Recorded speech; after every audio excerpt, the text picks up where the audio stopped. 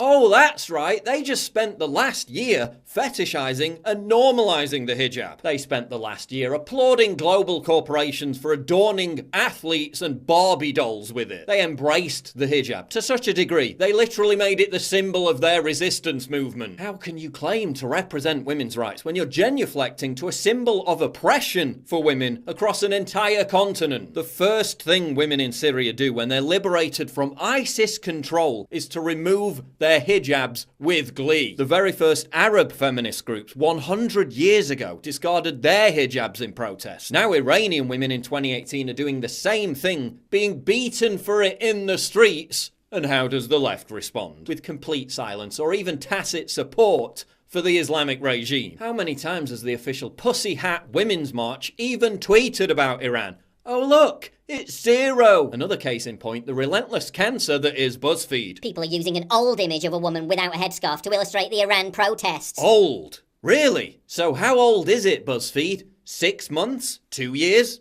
5 years? Oh, it's literally from last week, as you admit in your own article. It's from December 27th, just a week before you published the article. So you accuse me of misleading people when you're the ones misleading people by claiming an image is old when it isn't even old. You're the ones literally spreading fake news to side with an oppressive Islamic theocracy against women's rights. Oh no, people using a 4-day-old image of a woman spurning the forced modesty culture of a misogynistic death cult that we peddle to our virtue-signaling white guilt-ridden readership as empowering, and it's totally fucking up our victim narrative. BuzzFeed claims that images of women removing their hijabs to protest against government laws which force them to wear hijabs have nothing to do with the anti-government protests. In fact, it's got so little to do with the anti-government protests that it literally became an iconic symbol of the anti-government protests. Who wrote this BuzzFeed piece? Rose Troop Buchanan? Yeah, let's check that white privilege, Rose, and listen to what actual Iranians have to say about this. I'm from Iran, and every day many women are arrested because they didn't cover their hair properly. If a woman doesn't wear a scarf at all, she will be lashed. The people of Iran have made this image a symbol of their resistance, but to many leftists, everything is about American politics and their opposition to the right.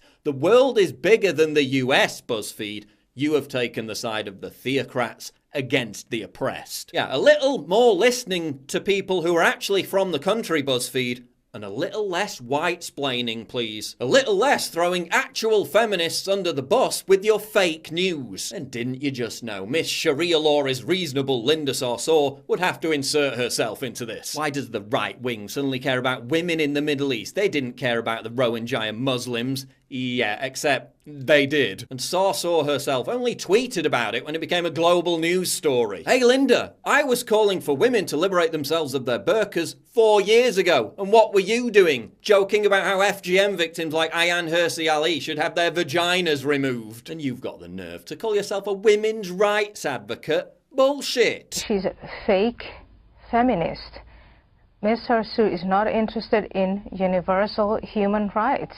She's a defender of Sharia law. Noticeable that male far-right bloggers, commentators in the US and Europe are going viral by deciding who is and who isn't a true feminist in relation to the West's response to Iran's protests. Yeah, noticeable how many far-left bloggers, commentators in the US and Europe are fetishizing the hijab, a symbol of patriarchal oppression, while actual victims of patriarchal oppression in Iran liberate themselves of it. Hey lefties, feminism isn't about virtue signaling on Twitter about how much you respect women while you sexually abuse them behind the scenes. It's about literally risking incarceration and torture to stand up for actual women's rights. Drink it in, because this is what a real feminist looks like. This is what a real feminist movement looks like. It's not about your corporate feminist hijabi-friendly Islamophilia. It's about risking it all to be a beacon of true freedom and true liberation for women around the world.